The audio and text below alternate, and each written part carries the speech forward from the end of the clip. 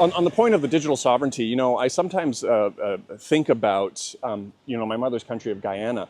In the 60s, their first president after independence, prime minister, was a little bit too friendly with the Soviet Union, and the US decided they didn't want another Cuba situation in the region. So what they did together with the British was they went in and they fermented riots between the people of African descent and Indian descent. They literally started killing each other. My grandmother was telling me about it, how she was hiding up in her house. Nobody was leaving the homes in Georgetown.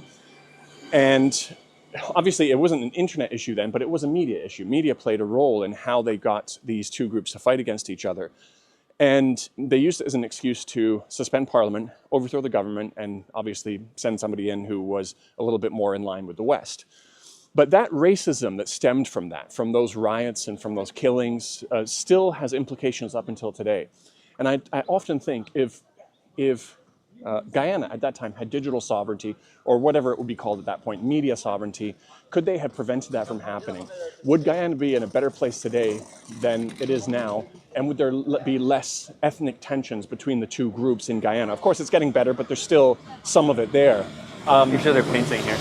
Yeah, it's pretty cool. They're some more painting. This, yeah, the graffiti wall. And so when you look at this and you take into context, like you said, that it is absolutely known that this is how the U.S. government is using Western platforms, you start to kind of understand China's approach.